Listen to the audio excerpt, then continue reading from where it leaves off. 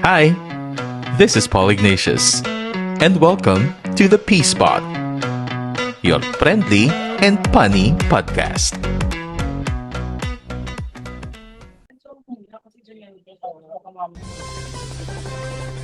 Sa ulo ng mga nagbabagang balita,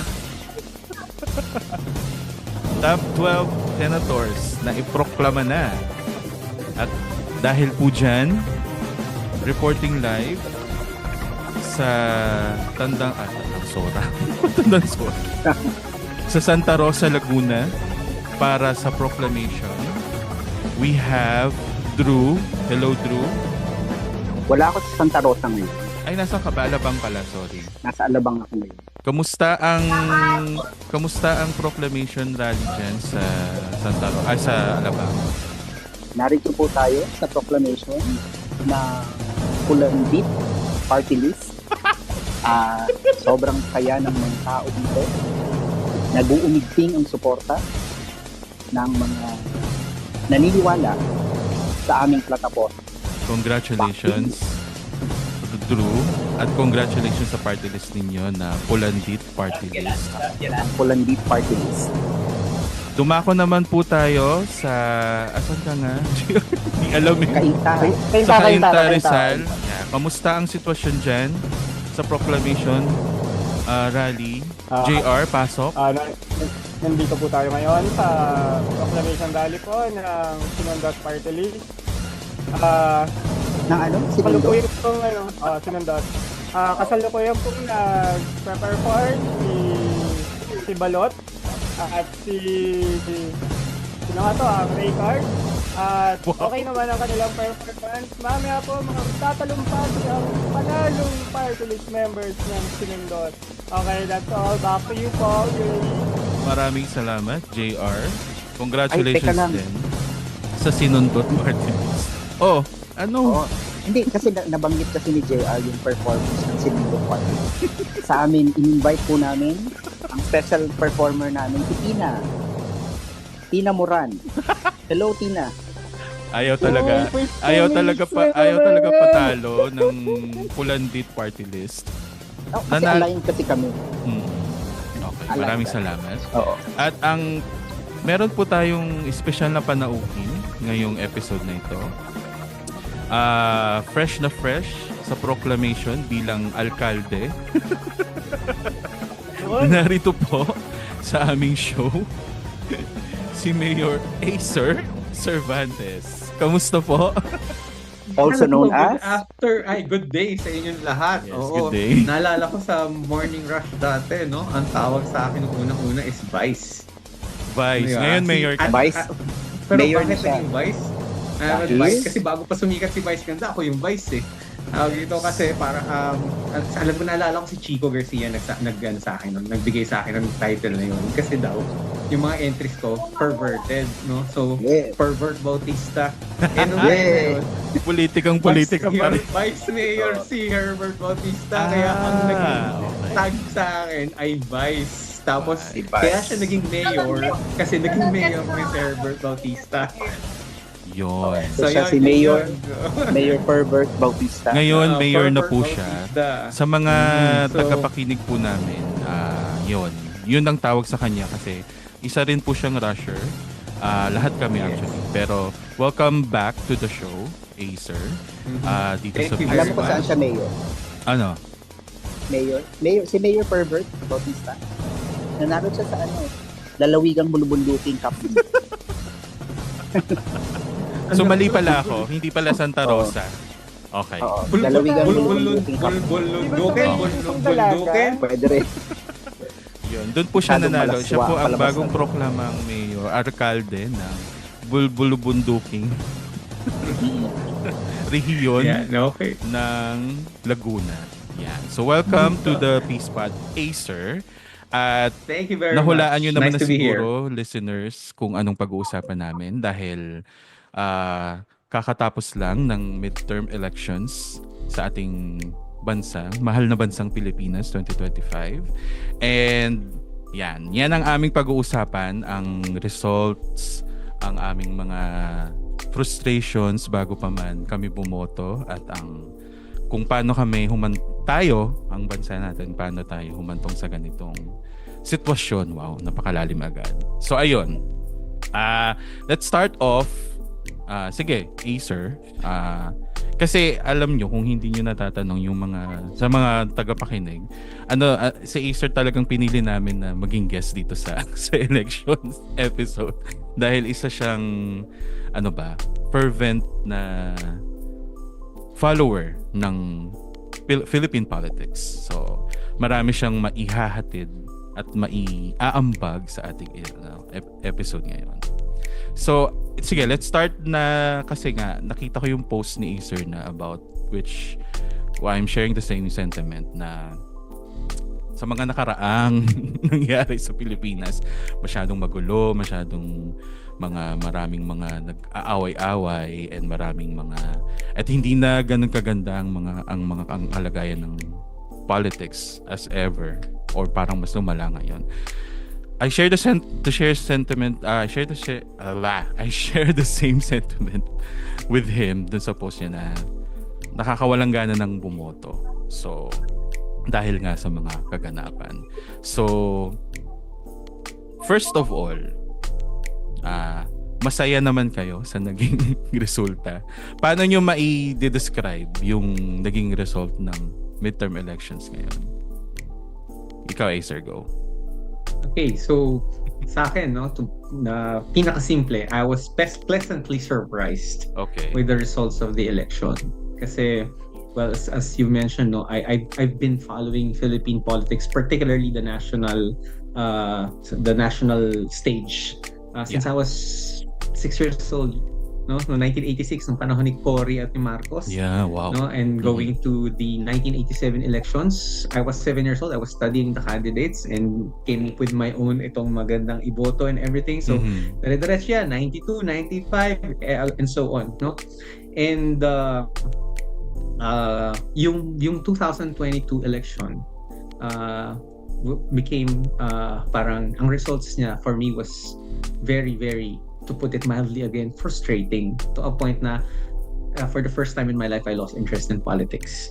Ayoko na siyang sundan, ayoko na siyang panoorin kasi kahit anong gawin ko, kahit anong isipin ko, kahit anong isulat ko, nanalo yung mga nanalo na hindi talaga dapat or bakit nakabalik, di ba? True. So I was expecting I decided actually not to vote sana nitong last elections. Okay. Until I had I saw an epiphany. Show I suddenly tuned in for some reason to podcast by Christian Isguera. And ang guest niya is ang aking nung 2001 pa yan tumakbo, dapat nanalo na. Hindi mo malaman bakit hindi maipanalo ng mga Pilipino. Winnie Monzon. Si Maring Winnie Monzon. So she was talking, she was trying to convince and everything that we still have to do our part. And doon lang ako nagising. Sige, kahit nakaka-frustrate, kahit parang feeling ko wala nang mangyayari, walang mababago, sige, boboto ako. So that's and the night before lang ako ulit nag-decide na boboto. So that's the thing. So when I voted, I was still feeling na sige, just to be able to vote and do my part. Then nung gabi, the results started to come in. Ayun na. Surprised, pleasantly surprised. Kasi I think nobody saw that coming, even the surveys. As in, I think yung isa, yung Publicus something, may sinasabi. Publicus. Yeah. Publicus. Yeah. So, as in lahat, nagulantang sa result. But I think JR and Drew also shared the same sentiment din naman. So, how would you describe or walk us through kung ano yung mga naging journey nyo before voting for these elections? Yeah. Go, JR. Ako naman. Okay. Same, kasi I was kind of active noong 2022. I was really active during the 2022 elections. As in, basta umabot yung point na I was so active to the point na nandun yung focus ko na the certain people should win noong 2022. Just to balance out whatever we have. Yung government kasi natin, di ba, parang one-sided siya lately. So, we need to balance out what needs to be balanced out para fair yung usapan, yung discussions lahat, etc. Yeah. So, after that was a very tiring set of years from 2022, yung other parts nun, and then hanggang 2025. So, Yeah. to be honest, I was just going to vote. Nag-undervote ako. I didn't even vote any councilors. I only voted, I think, 6 senators or 5 or 4. I forgot. And I don't Okay. even want to remember. I only voted for a mayor and vice mayor because I know the same people will run dun sa other parts, and that's it. So, napagod. I think yun yung pinaka good word, at least for me. Hindi lang ako, maraming napagod True. dahil people really went out, they spend energy, they spend money, they faced people. I mean, that's nakakapagod. I mean, every day, sinong kakausapin ko, lalabas ba ako, sasama ba ako sa rally, pupunta ba ako sa Makati, mag-stay ba ako ng the entire day just for this big pronouncement or celebration or what. Tapos you get the result and parang, is this the end after that? So nung 2025, since wala naman halos gusto ng tumakbo, and to give a better perspective nito, kasi our politics now, before kasi when people talk about politics, when yung dirtier part niya, it's just a certain form ng media and the personalities themselves. So very minimal, kaya mong harapin. But now kasi, you have the social media. Yes. Na Lumakas eh. Kung ikaw yung kandidato, tatakbo ba ako? Kilitisin nila ako, kilitisin nila yung asawa ko, yung buong pamilya ko. And I want to protect them. So, nung tinignan ko yung kandidato, parang ito lang ba talaga? Wala hindi mo makasampu man lang. Hindi mo lang makawalo. So it's I mean, you go in, you less than sa kamay mo masusulat mo lahat ng kandidato, and then you go out. And after that, so yeah, it was a pleasant surprise na, okay, pumasok lahat ng mga gusto kong pumasok. Yes. So alam mo yun. Nag-gets ko, or gusto ko yung sinabi mo na napagod. Kasi nakakapagod talaga. Actually, starting from 2019, na marami nang talagang hindi magandang nangyayari, na parang ang hirap lumaban kapag yung yung ang lakas, alam mong malakas yung makinarya talaga na ginagawa. Diba? Paul, 8 diretso. Yes, di ba? That time. Laban, di ba? Yes. Yun yung time talaga na na parang nakaka-frustrate. How about ikaw, Drew? Yan. Let's talk about kung anong mga na-experience mo, not just itong past or recent na elections. How do you go about voting this what's the process for you? Ako feeling ko I'm the exact opposite ni Ace. Kasi kung gaano siya ka-involved, gaano siya ka-interested in politics, it's the exact opposite for me. Kasi I'm very apolitical. Wala talaga akong pakialam. Although, of course, I'm conscious of what's happening, pero I never really got involved. And the only time na nag-involved talaga ako sa politics was during the 2022 presidential election. Kasama tayo nag-rally, di ba? As you know, di ba? Kasi, I don't know, kasi for some reason, para akong biglang, parang may nag-snap, or para akong natauhan na, wait, we have a real chance here to do things for the better. So, mag-contribute ka. And I did. I did during that time. Imagine, that was I was in my 40s na.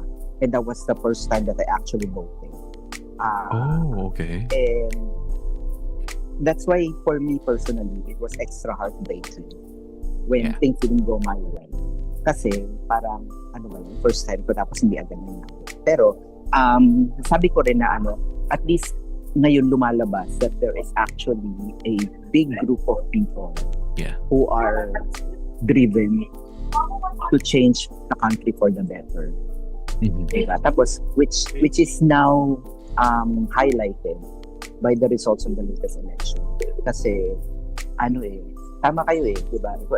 The result was out of nowhere Parang, wait lang, biglang number 2 and number 5. Yes. Yung, diba?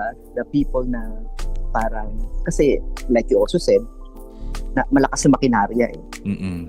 And, sobrang gulo talaga ng ng political Magulo, ang madumi, masaling in luot. the Philippines. Sobrang gulo, sobrang dumi. It's like, Mm-mm. Divisoria during Christmas season levels ng gulo. Diba? Or worse.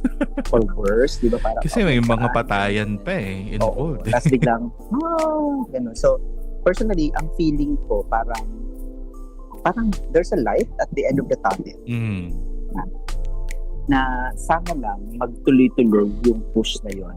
Although, since natauhan na yung natauhan Meron ng yung mga natauhan. one yes. side na pwedeng lumaban.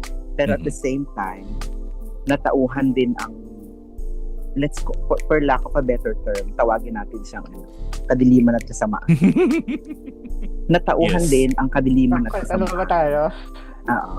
Yung mga Natauhan bumoto din yung- sa kanila Oo. na Natauhan din ng Yes. natauhan sila in the sense na wait lang, lumalakas yung kabilang side. Okay. Diba? Kaya, di ba, Mhm. you will notice as early as now, the mudslinging, Mm. di ba? Yeah. Hello, kakatapos na Mm. election, mudslinging agad.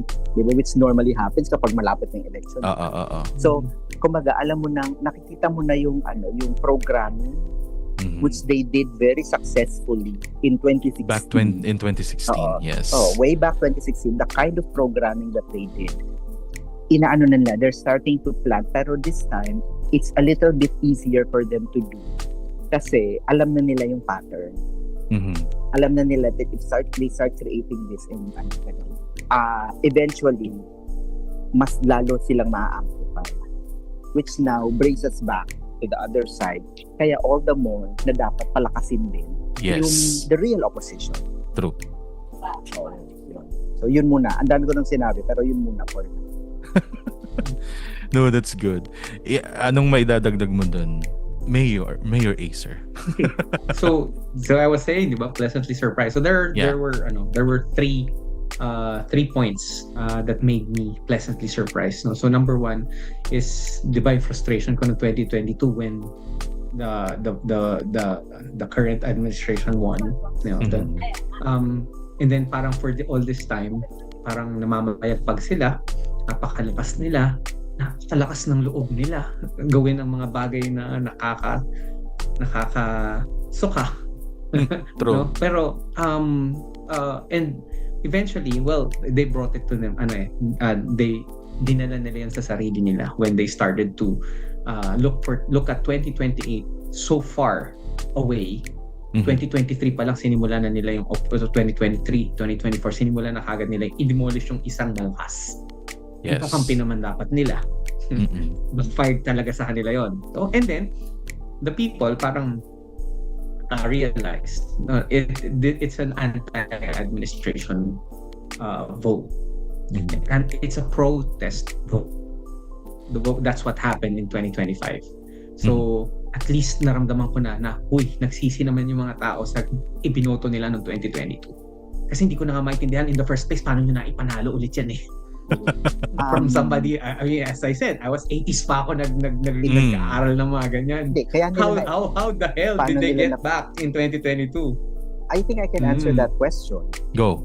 Sige. Kasi it was an unholy alliance. It was an unholy alliance na sinabayan ng perfect storm of things. Diba? Kasi, Agree. kumampi sila dun sa grupo which has more or less mastered how to weaponize social media, Mhm. branding, optics, to deliver the message that they wanted to deliver. So, tumaya sila din. Kaya nga siya parang I really equated to Game of Thrones. Kasi Mhm. literal na politics ang nangyayari. Diba? Yeah. Kasi there's this Agawan ng pwesto. you get into alliances for your personal gain. Mhm. Diba? And then at the end of it, pag nakuha mo na yung gusto mo, backstab. Backstab. Ang aga nila, ang aga Backstab. nilang Oo. biniyak yun. They should, Oo. that backfired on them, no? And then, It did, yeah. bukod sa social media. Kasi Mhm. the current administration was also able to, di ba, yung na-twist nila yung history. Yeah. Di ba? Oo. So, through social Pero- media din yun.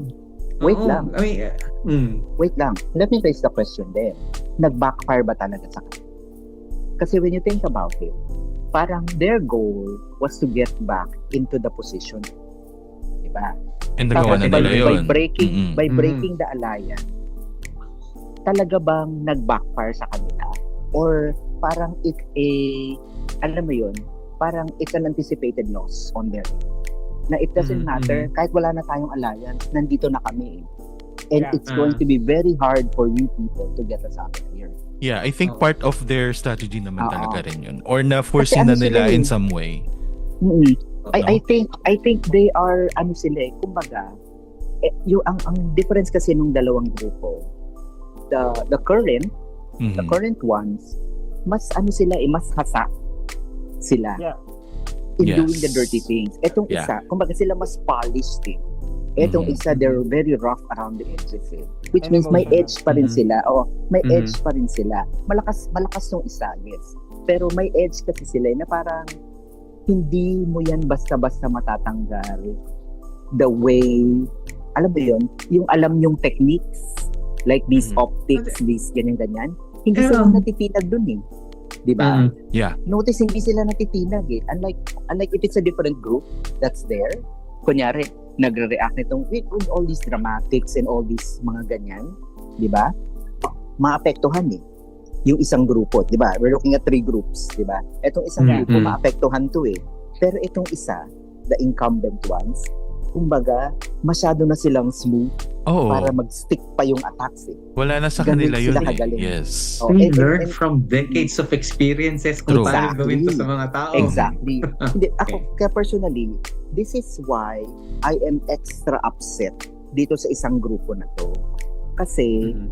naglagay kayo ng kalaban yan. Kumbaga, it's the ultimate Dark Lord na nandyan eh. Akala nyo matatanggal nyo yan? It's not going to be that easy. Mhm. Yeah. Mhm. Oo. Hindi nyo yan basta, na-infiltrate na eh. Yes. Diba? But- That's the very scary part of it. Mhm. Mhm.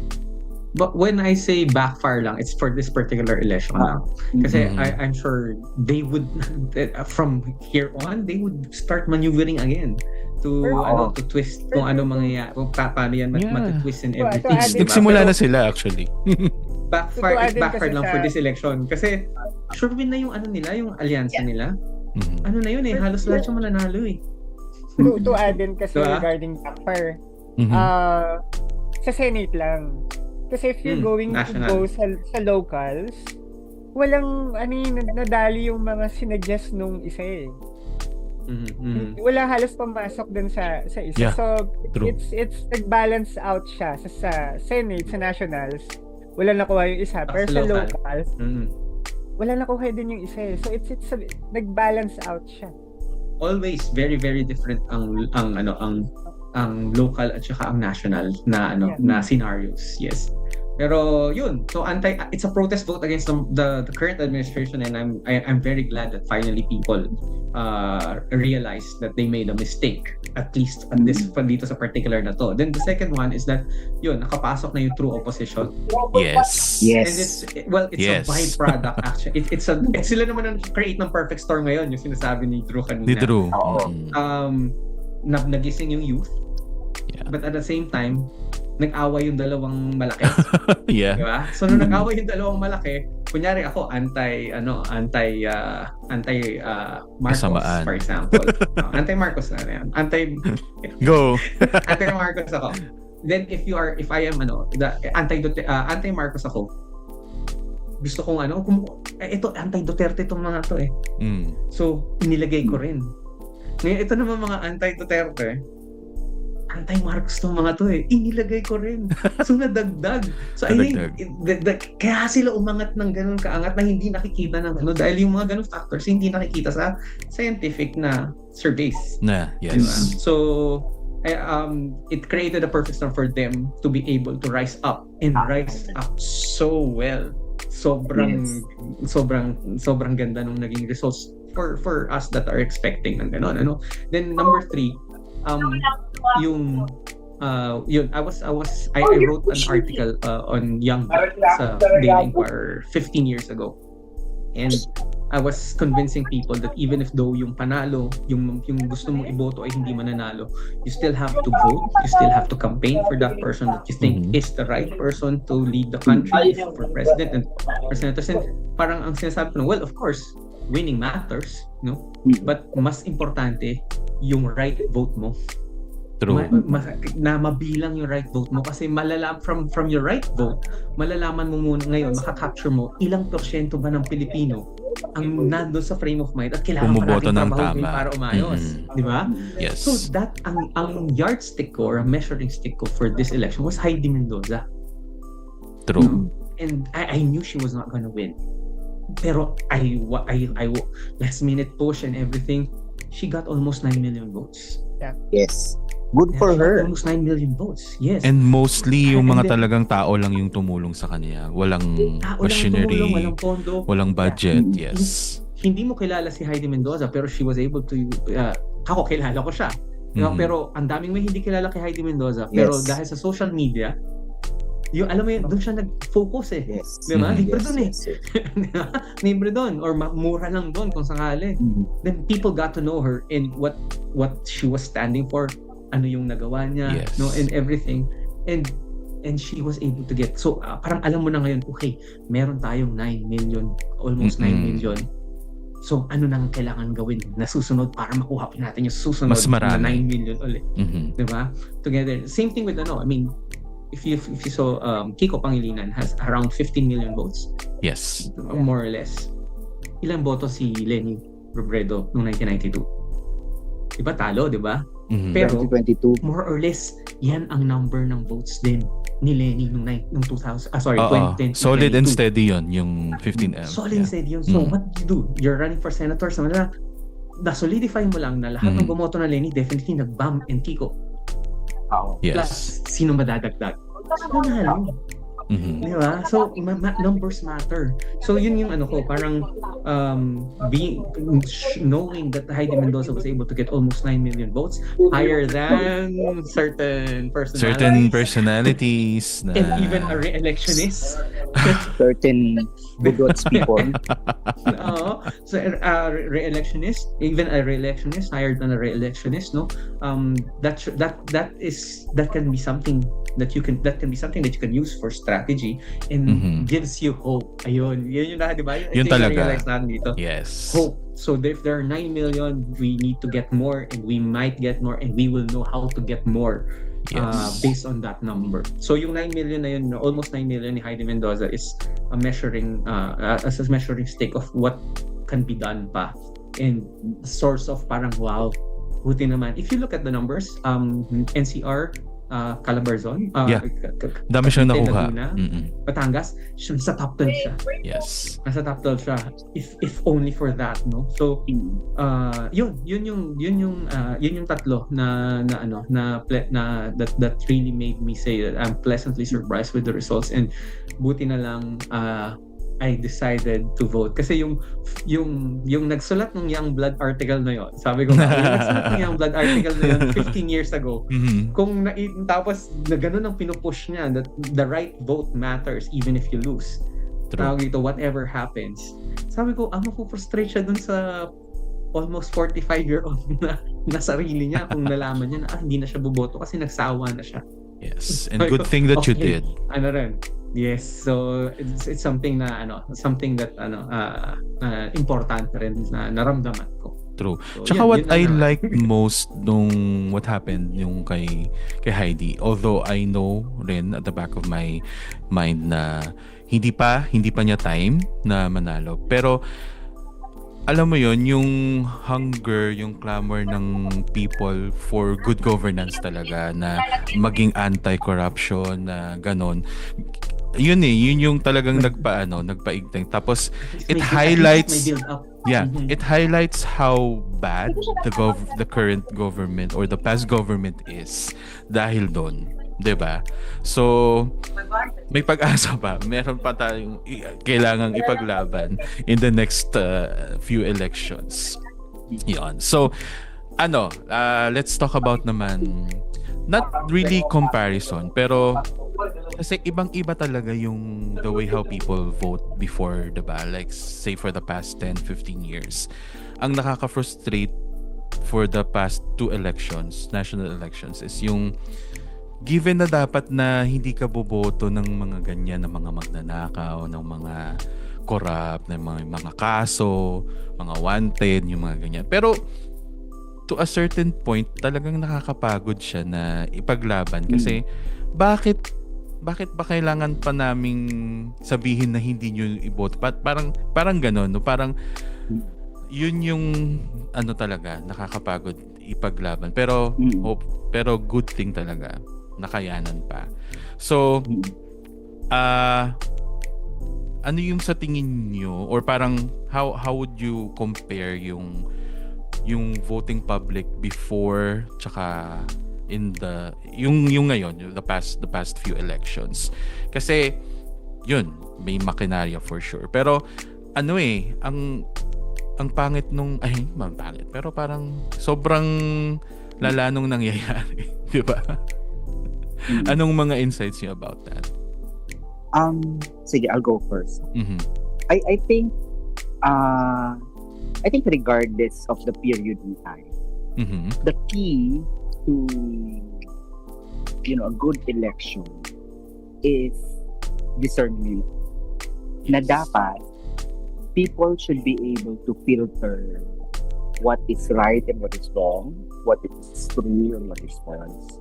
It just becomes extra difficult now because of social media. Kasi going back to what you said earlier, na nakaka-frustrate, kasi bakit nga ba ganun sila, ganun. Yeah. It's a discernment issue eh. Tapos, idagdag mo rin yung nakaka-frustrate siya kasi iba kasi yung hindi natututo sa ayaw matuto.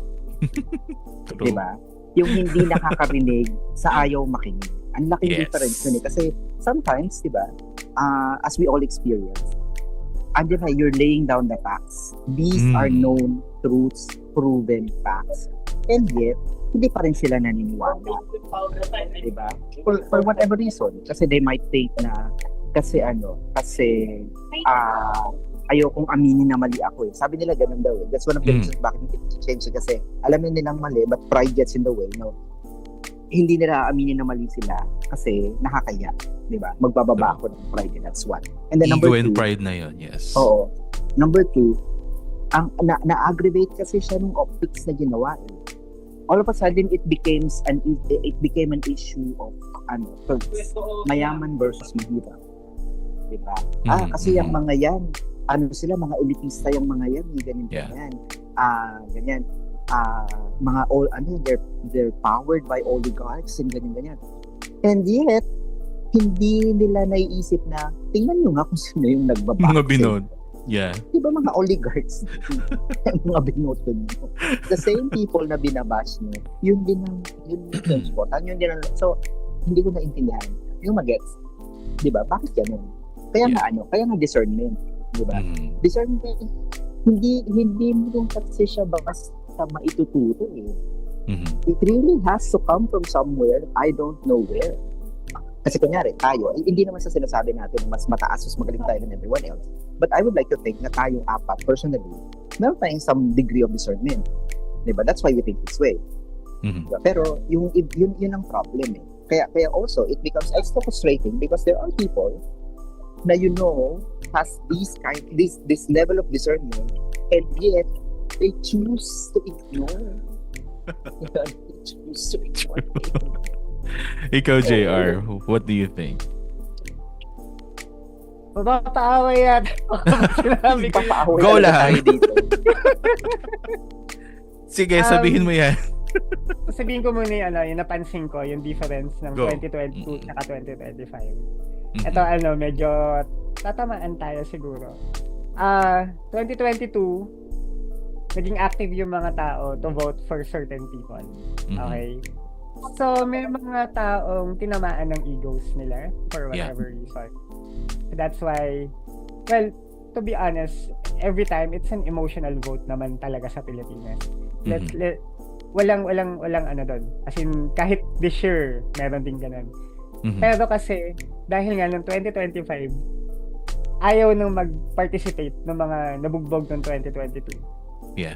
So, the people, chances are, the people who didn't like initially these candidates, they voted for them. Yes. Aside dun sa other reason na anti-something, anti-anti. So, sila yung nasa gitna so boto natin sila pareho. So, they got the reverse of the anti-perfect storm. Tapos, aside from that, of course, na-mention ni Drew yung social media, I always believe, since 2016, di lang naman siguro 2016, kahit as early as 2010, there's an alternate internet na. So, kumbaga, yung algorithm ng echo chamber, bumabalik siya sa atin, which is really sad kasi hindi na natin nakikita yung differing opinions sa mga tao. And it looks bad on the voter because let's say we know that this certain person is already wanted by this American police. Yes. Police, pangkalawakan. Police pangkalawakan. Na kayang maghinto ng bagyo at Klarong-klaro to eh. Lindol. Wala. Hindi siya gossip. Hindi na we know that it's in the webpage. But, ang sad part is if you're going to check kung ilan yung bumoto, it's 7 digits. Oo. And, if you're going to check, chances are, if you're going to check at their feed, at their algorithm, every good thing na pwedeng i-come up dun sa taong yun yung napapanood nila.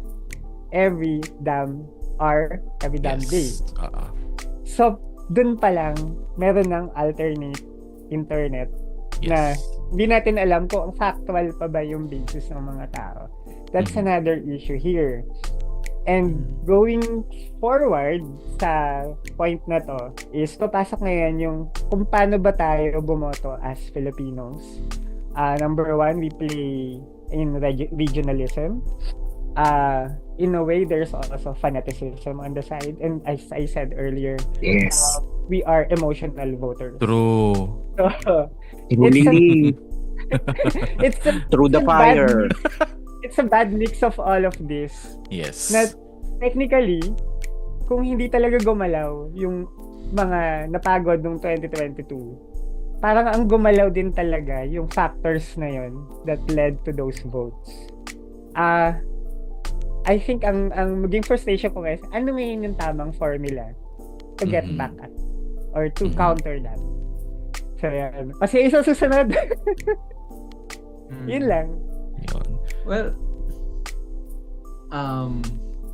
so I'll put in so parang may yung narinig ko kasi yung regionalism. Yes. Yeah. So sige, I'll put in something. Malaking factor about yun that, eh. no?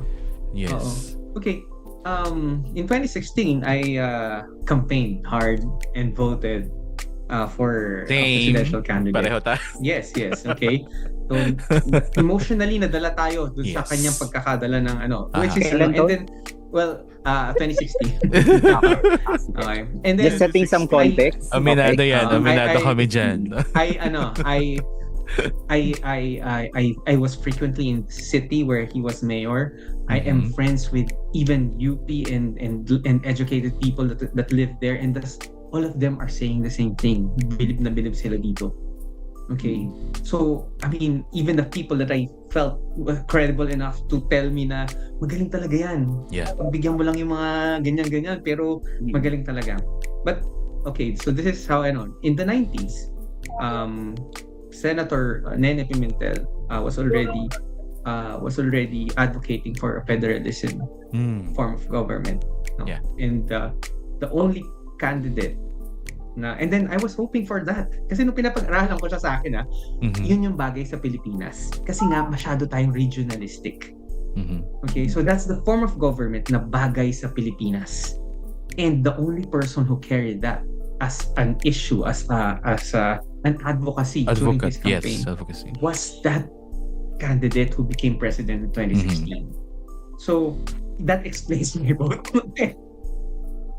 Same lang din okay naman lang. ako. Yeah. Tanggap namin kayong Now, dalawa. ito na nga. Mahal pa rin Kaya namin sabi ko, kayo. pero ano yan. May no, character so, development naman, Drew. Pero, Oh, talaga ka. so, marami tayo. May mga kilala po. Oo, And that was kayo, I made exceptions sa nakita ko, nabasa ko, narinig ko, but because you were carrying my advocacy, for the first time somebody was carrying my advocacy, then I doon ako nagbase. Now, anong na-realize niya? Hindi niya kaya. Mhm. Hindi niya kaya i-implement dahil sa sobrang dami ng personal interests ng mga dynasties, ng mga families na he could not do it. And that is the main reason why I say I voted, ang vote ko nun is a failure because it did not happen. Mhm. Okay? Kasi that would address, so without going into further details, that will address our regionalism. Okay, Yeah. malakas to sa region to, ito mananalo dito. Ito sa region na to, ito mananalo dito. Magaling tong region na to, malinis ang gobyerno, ito aangat. Yung bulok na region na hindi bumoboto na tama, may iiwan. And then, it doesn't go to the national, it doesn't affect the whole country. Country, yes. And then, so the vote there was, but pag itong region na to, ito, hindi mananalo yung banda sa region na yun. Then, pagdating sa national, hindi yung buong nation ang mamimili ng kandidato ng presidente. Mhm. Hindi yung buong country sino yung tinan yung ang hati ng Senado. Ang madaming hindi represented tapos madaming magkakapatid. Yes. Apat na set. That's not so 'di ba? So that one. Okay, so yun yung And then again, yung sinasabi ni Drew kanina, well, that is also the reason why parati tayong dinadrag down ng mga in power is because we have to make sure na merong class separation Mhm. Yes. and then merong education separation. Yes. Kasi yung rich poor and educated na educated will always define and will always define yung politics and then will always define kung paano or sino manalo. Mhm. Kasi kung marami tayong educated, marami tayong nasa better in life na position, mas discerning tayo, no? Mhm. Yung mga ito hindi makakasingit, makakapasok. So, this election somehow it's giving us some sense of hopefully we're moving towards Some a degree of better electorate. Yes. Yung electorate natin is improving if this is sustained. There is a momentum now. If this Let's hope it continues. is sustained and it survives itong lahat. Expectin nyo na yan. Lahat ng pangit lalabas. Just to destroy Nagsimula na this sila momentum. actually. Nagsisimula na sila. Yeah. Diba? Ang aga-aga. So, yun Tapos sasabihin nilang, i-deny nila na walang machinery. Diba? So, di ba naging familiar din kayo dun sa yung sinabing study about nung 2016 kung bakit nanalo yung binoto namin ni Acer. Parang may study na nilabas nun di ba?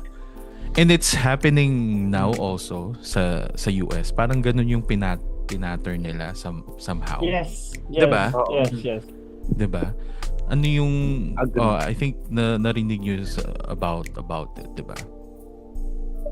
I think ang emerging kasi ngayon, if I correct me if I'm wrong, yung emergence ngayon ng right wing policies, especially what they did, I think dumaan lang sa feed ko, especially with what they did sa US ngayon is they're tapping the young male adults in pushing that certain right wing thinking. Kaya mas madali kasi, I think mas madali siyang i-grasp like nationalism, Yes. populism ng mga leaders. So we had that pero I think sa US ngayon it's on a bigger scale. Scale. And to the point na kahit harap-harapan na, uy, may malaking injustice na nangyayari. Pero people are just quiet and sige, let it happen. Let's check how it happens. O paano yung tariffs, ganyan. Lang natin muna. Let's see how this happens. For that guy already had his power back in 20 something. Yes, nanalo na siya before. Maybe he's going to do it right this time, or baka yung bago niyang policies it's right. So it's leading to that direction. I am hoping na hindi siya lumala. Kaya nga, may pina-follow ako sa TikTok na talagang nambabara siya nung mga supporters nung nanalo ngayon sa Damit ba yan? US. Sa Ito ba yung bata? Oo, Yung si bata? Teen. Yeah. Tapos parehong-pareho halos nung mga arguments nung mga kasi tinatanong niya, bakit hindi mo binoto si ganito yung babae? Kasi nga babae daw. Tapos ayoko siyang magsalita, ayoko nung suot niya, yung mga ganon. Remember kasi ganon din before yung nangyari sa 'di ba? Sa Pinas when BBM versus Lenny. Ganon So sabi ko, parang may parang may pattern. Yes, parang meron pattern talaga. Silang sinundan. So, nakaka-amaze na nakakainis na parang gano'n kasi it affects a lot of people na yun, hindi lang yun, sa Pilipinas kasi nangyayari na rin siya sa ibang bansa, 'di ba? Yung authoritarianism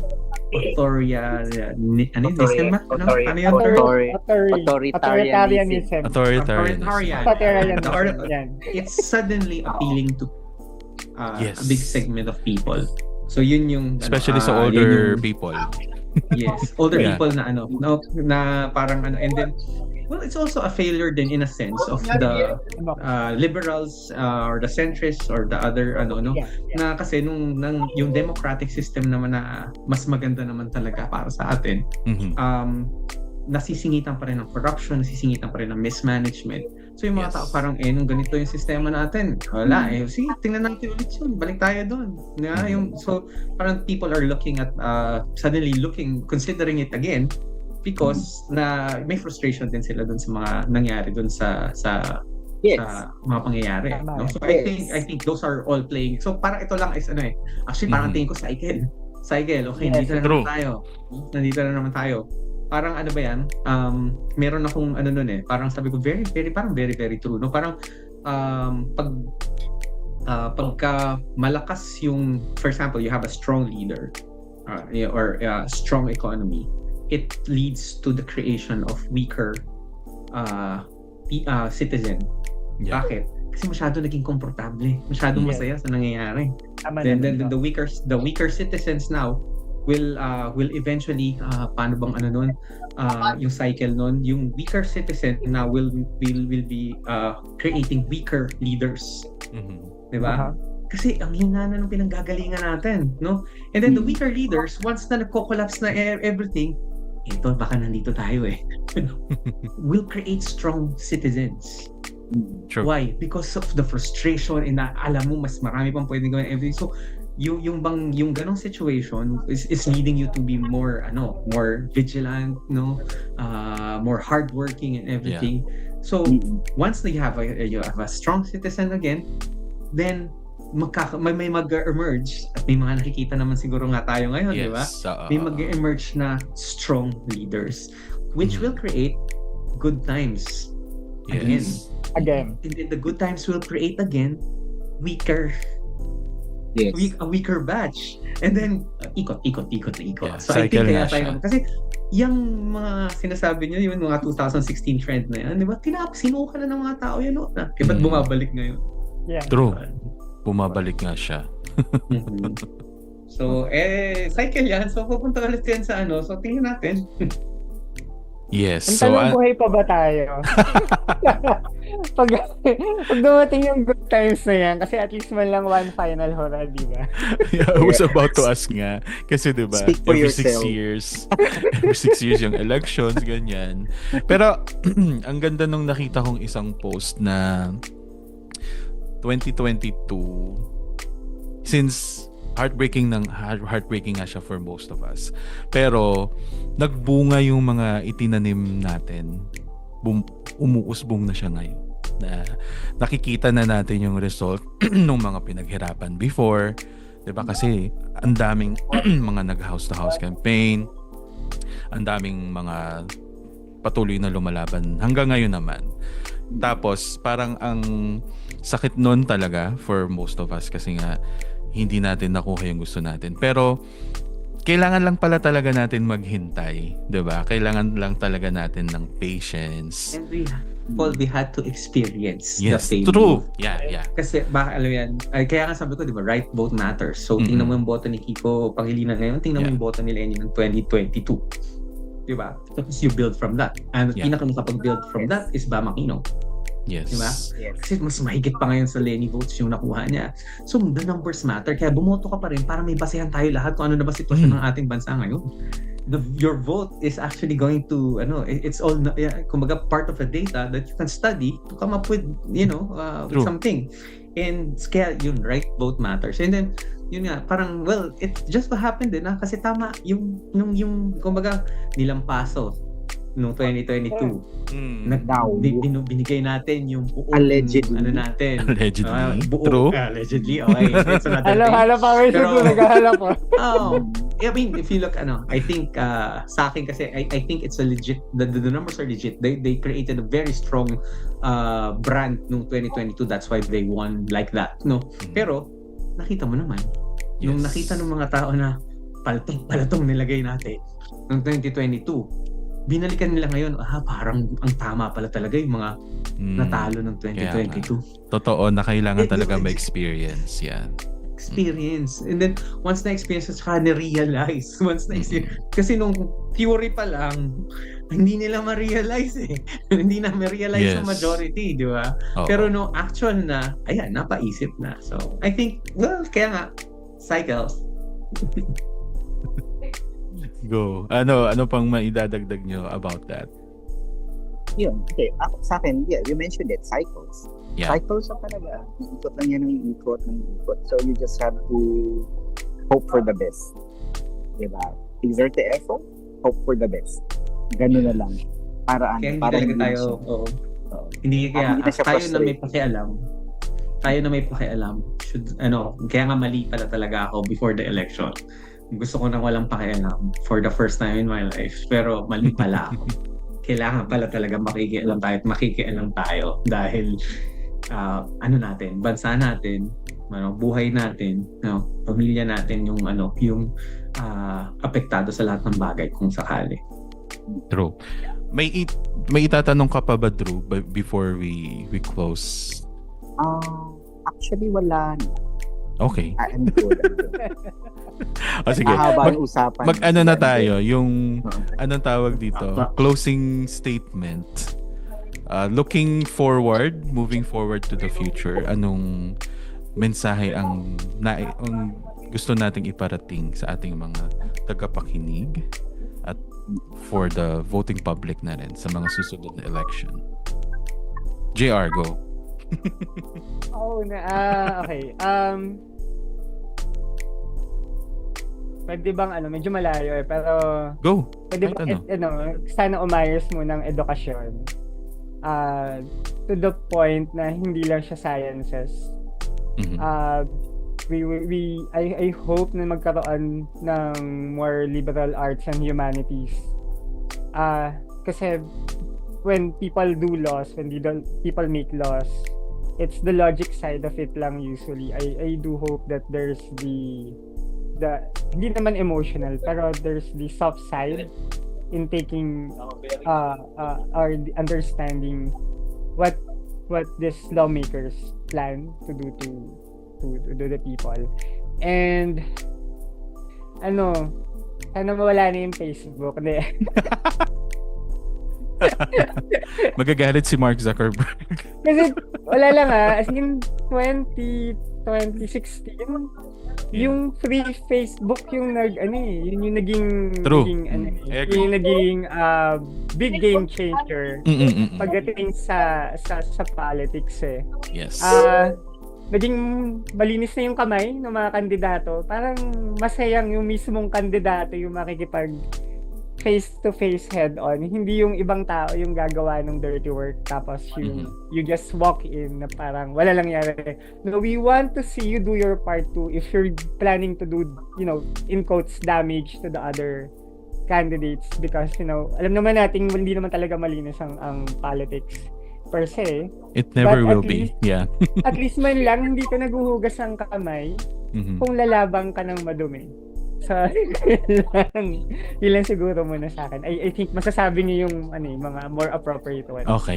So, ikaw, Drew, I think galing sa isang apolitical na tao. from an apolitical person. I think Yes. I think you should approach politics the same way that you approach sex. Wow. You have to be discerning. Nailusot po pa talaga? Walang yeah. Oh, You go. have to be Sige. discerning. You don't just sleep with people. Paano discerning? You don't. Specific.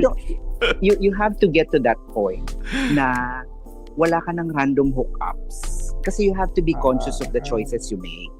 Diba? It makes sense. Diba? You have to be conscious about the things that the choices that you make. Diba? Okay. And also, hindi naman siya parang hindi natin masasabi na it's an easy choice. Hindi natin masasabi it's a difficult choice. It is a choice. It's a necessary choice. Diba? That a person has to do. So you really just have to be very discerning about it.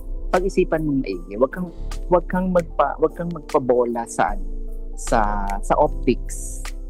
Diba? True. Wag kang magpabola sa optics na, diba? Akala mo lang malaki pero in reality hindi naman pala. Diba? Yung things like na nakukuha ka sa illusion or sometimes you get blinded by anticipating something Yes. na parang okay and then you end up really disappointed when it actually happens. Diba? Parang sex nga. Diba? Na in-expect mo na ganun. Diba? Yun. So ano ba yan? Dumating ba sa point na hindi ka nakikipag-hook up kapag binoto yung kadiliman o kasamaan? Wow, politics. Okay, politics in bed. Does it happen? Possible. Ay, depende.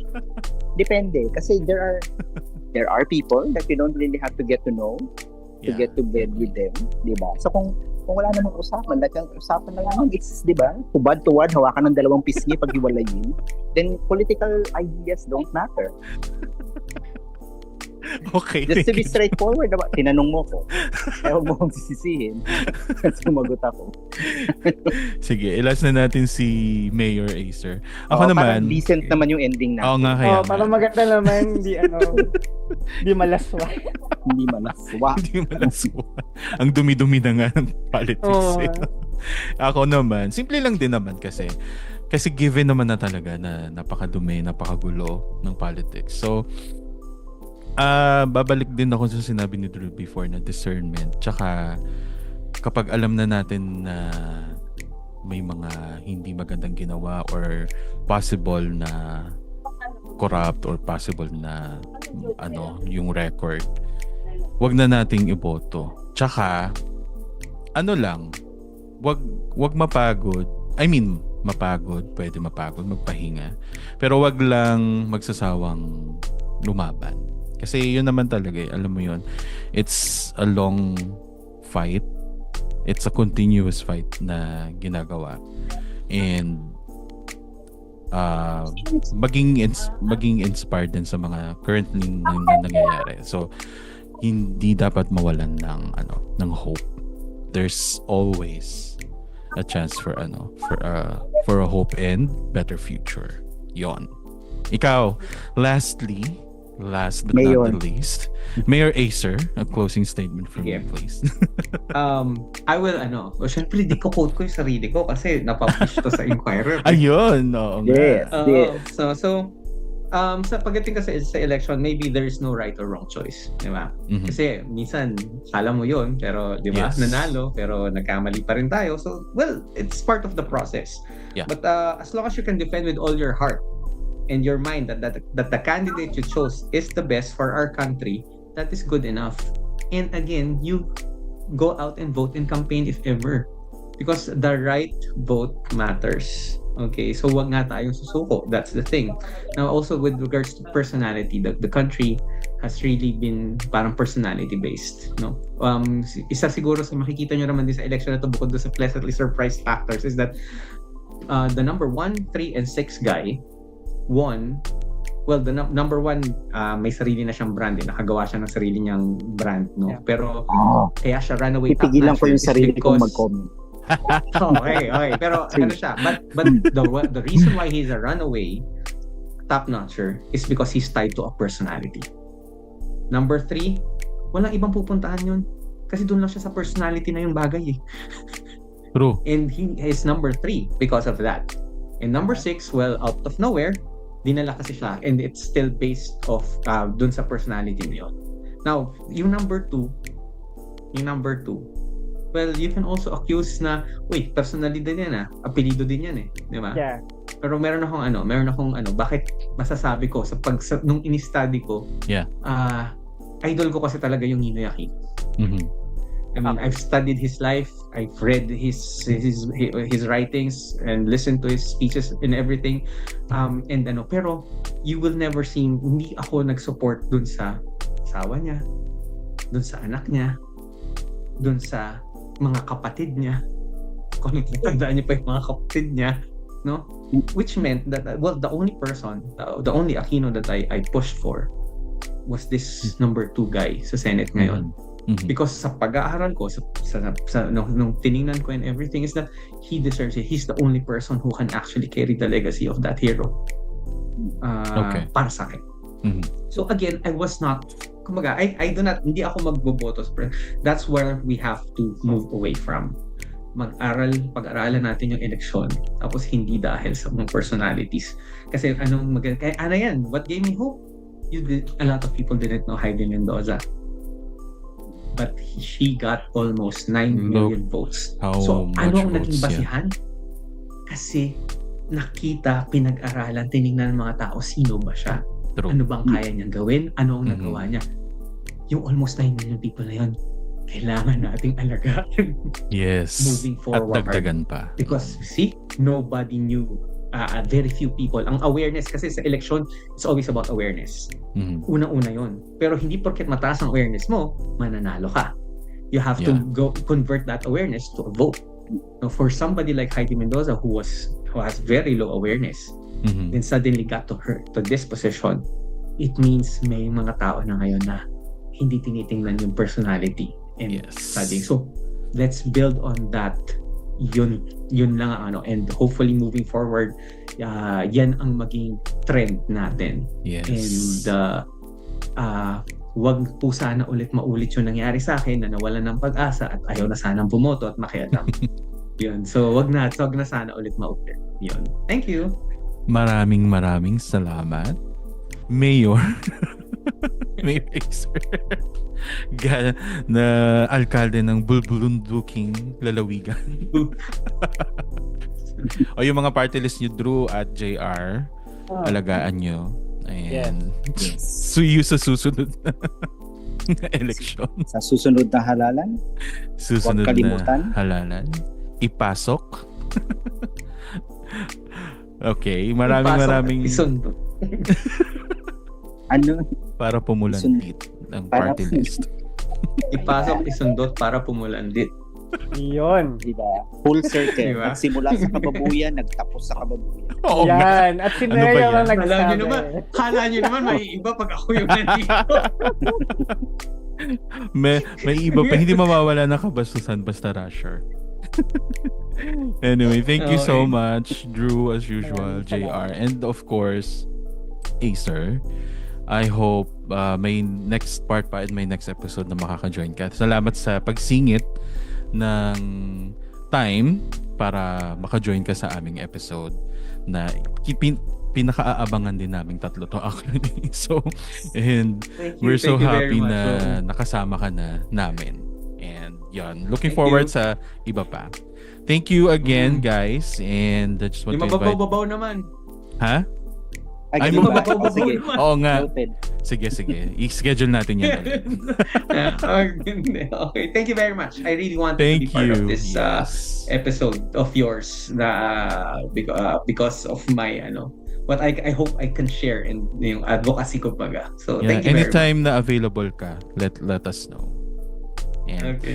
thank you guys, and sa mga patuloy na napakikinig, mga nakikinig, maraming salamat. Join us on Facebook, the Peace Pod Podcast, and on X, the Peace Pod Podcast. And follow me on Twitter, Instagram, the Peace Pod 31. Thank you, and see you next episode. Bye. Bye! Picture muna tayo. Ariko, picture muna tayo, wait lang. Stop recording. Hindi pa. Ay, oo nga pala. Hindi pa. Stop Pwede recording. na.